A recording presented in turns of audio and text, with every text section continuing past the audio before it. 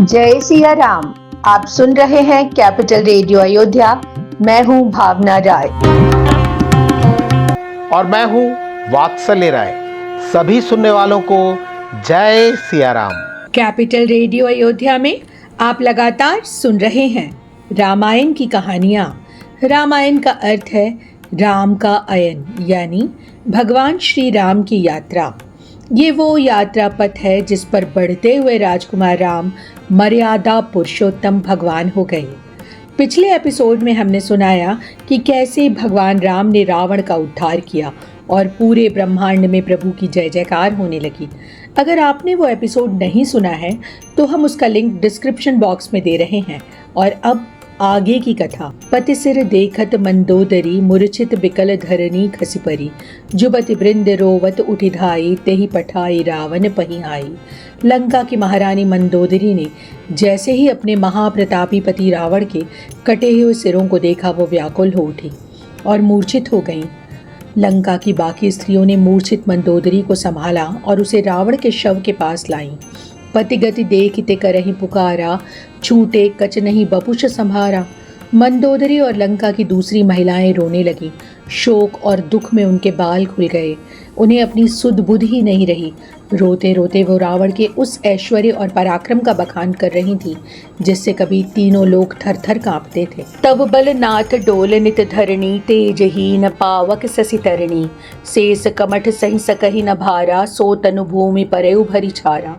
मंदोदरी रोते हुए कहने लगी, हे नाथ, आपके असीम बल के भय से ये पृथ्वी सदा डोलती और कांपती रहती थी।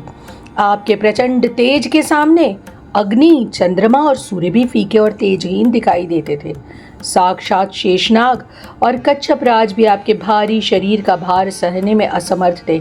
और आज आपका वही शरीर इस मिट्टी पर निर्जीव पड़ा है। बरसहि कुबेर सुरेश समीरा, रन सन्मुख धरि काहु न धीरा, भुजबल जितेहु काल जमसाई, आज परेहु अनाथ खिनाई। मंदोदरी ने आगे कहा, हे स्वामी, वरुण, कुबेर, इंद्र और पवन देव, इनमें से किसी में भी इतना साहस नहीं था कि युद्ध के मैदान में आपके सामने टिक सकें। आपने तो अपने बल से साक्षात काल और यमराज तक को जीत लिया था और उन्हें बंदी बना लिया था। लेकिन समय का चक्र देखिए कि आज आप एक अनाथ की तरह असहाय पड़े हैं। राम विमुख असहाल तुम्हारा, रहा न को कुल रोवन हारा। मंदोदरी ने कहा, हे नाथ, आपकी शक्ति और आपके पराक्रमी पुत्रों और बलवान कुटुंबियों के बल का वर्णन करना भी असंभव है, परंतु भगवान राम से शत्रुता मोल लेने के कारण आज आपकी ऐसी दुर्दशा हुई। आज आपके विशाल कुल में कोई रोने वाला भी नहीं बचा है। तव बस विधि प्रचंड सब नाथा, सभय दिसपनित ना वही माथा, अव तव सिर भुज चंबुक खाही, राम विमुख यह अनुचित नाही। मंदोदरी ने कहा, हे नाथ, विधाता की पूरी सृष्टि आपके वश में थी और दसों दिशाओं के लोकपाल सदा भयभीत होकर आपके चरणों में अपना मस्तक झुकाते थे। लेकिन आज आपके सिरों और भुजाओं को गीदड़ और सियार नोच नोच कर खा रहे हैं। भगवान राम से विमुख मनुष्य के साथ ऐसा होना बिल्कुल उचित ही है। आप तो काल के वश में थे, इस कारण आपने किसी की भी सीख ये चेतावनी नहीं मानी। जान्यो मनुज करि दनुज कानन, दहन पावक हरि स्वयं, जेहि नमत शिव ब्रह्मादि सुरपिय भजेउ नहीं करुणामयम, आजन्म ते पर द्रोह रत पापो घमय, तव तनु अयम तुमहि दियो निज धाम राम, नमामि ब्रह्म निरामयम। मंदोदरी बोली, आपने साक्षात श्री हरि को एक साधारण मानव मान लिया। स्वयं महादेव और ब्रह्मा जी जिन्हें सदा नमस्कार करते हैं, उन करुणामय भगवान का आपने कभी भजन ही नहीं किया। लेकिन इसके बाद भी निर्विकार ब्रह्म भगवान राम ने आपको अपने परम धाम में स्थान दे दिया। मैं भगवान राम को बारंबार नमस्कार करती हूँ। अह नाथ रघुनाथ सम, कृपा सिंधु नहीं आन, जोगी वृंद दुर्लभ गति, तो ही दीन भगवान। मंदोदरी बोली, इस पूरे ब्रह्मांड में भगवान राम के समान दया और कृपा का समुद्र दूसरा कोई हो ही नहीं सकता।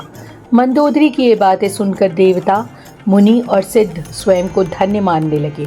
रुदन करत देखी सब नारी, गयो विभीषण मन दुख भारी। इधर रणभूमि में परिवार की स्त्रियों और रानियों को रोता बिलखता देख विभीषण जी के मन में भारी दुख हुआ। वे भारी मन से उनके पास गए। बंधु दशा बिलो की दुख कीन्हा, तब प्रभु अनुजहि आयुष दीन्हा। लक्ष्मण तेहि बहु विधि समझायो, बहुरि विभीषण प्रभु पहि आयो।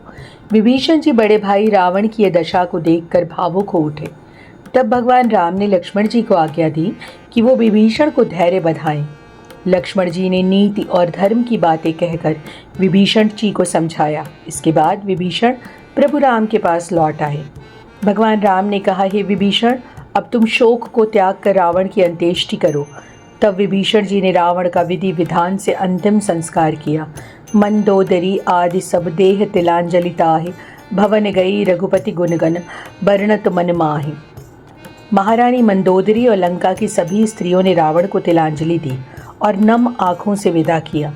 सभी स्त्रियां मन ही मन भगवान राम के दिव्य गुणों, उनकी महानता और उनकी असीम करुणा का गान करती हुई वापस अपने महलों को लौट गईं। लंका का अधर्म नष्ट हो चुका था। चारों ओर भगवान राम की कृपा बरस रही थी। इस एपिसोड में इतना ही। अगले अंक में हम आपको सुनाएंगे आगे की कथा। कार्यक्रम को पसंद करने और शेयर करने के लिए हम आप सभी सुनने वालों के बहुत आभारी हैं।